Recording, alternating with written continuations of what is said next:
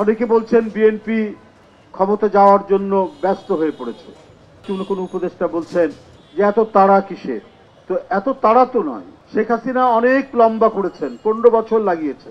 আপনারা যদি তাদের সাথে আরো অনেক বছর যোগ করতে চান, তাহলে তো জনগণের মধ্যে প্রশ্নটা দেখা দেবে যে পার্থক্যটা কোথায়।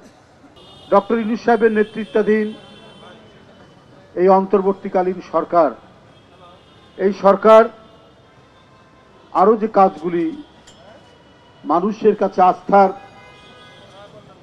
জায়গাটি প্রসারিত করত, সেটি ছিল যে অতি দ্রুত সময়ের মধ্যে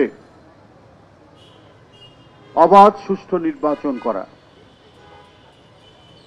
অবাধ সুষ্ঠু নির্বাচনের বিষয়ে কোন উপদেষ্টা বলছেন যে এত তাড়া কিসের।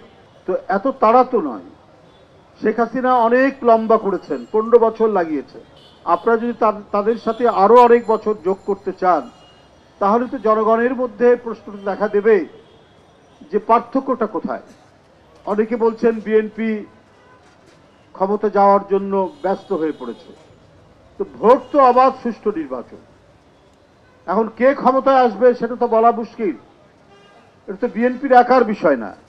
বিএনপি লড়াই করেছে 15 বছর যে শেখ হাসিনা জনগণের যে মালিকানা, সেই মালিকানা কেড়ে নিয়েছিলেন।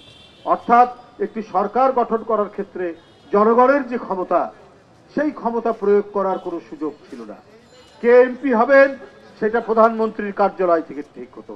কে ইউপি চেয়ারম্যান হবেন সেটাও শেখ হাসিনা ঠিক করতেন। কে উপজেলা চেয়ারম্যান হবেন সেটাও শেখ হাসিনা ঠিক করতেন। যার কারণে একটি জাতীয় নির্বাচন তাদের আমলে যে কটি হয়েছে, কেউ প্রার্থী হওয়া এবং শেখ হাসিনা ভোট করে জেতাটা বড় ব্যাপার ছিল না। যে নমিনেশন, পার্টির নমিনেশন পাওয়াটাই বড় ব্যাপার। কারণ পার্টির নমিনেশন পেলেই তো সে জিতে যাবে। আর এই কারণে একের পর এক নিজেদের মধ্যে মারামারি করে কত মানুষ যে মারা গেছে। কি জাতীয় নির্বাচন, কি উপজেলা চেয়ারম্যান নির্বাচন, কি ইউপি চেয়ারম্যান নির্বাচন। কারণ এইটার সাথে অনেক অর্থবিত্তের যোগ আছে, অনেক দখল, ভূমি দখলের যোগ আছে একবার এমপি উপজেলা চেয়ারম্যান হলে। এই কালচারটা শেখ হাসিনা তৈরি করেছিলেন। কারণ তার লোকরা, তার দল মনে করত যে আমার নমিনেশনটা পাওয়াটাই বড় কথা। ভোটের তো দরকার, ওরা জানে শেখ হাসিনা ভোট করতে দেবে না। শেখ হাসিনা অবাধ সুষ্ঠু নির্বাচনে বিশ্বাস করে না। তো সুতরাং সেখানে তো আবার কম্পিটিশনের তো দরকার নেই, দরকার পার্টির নমিনেশন পাওয়া।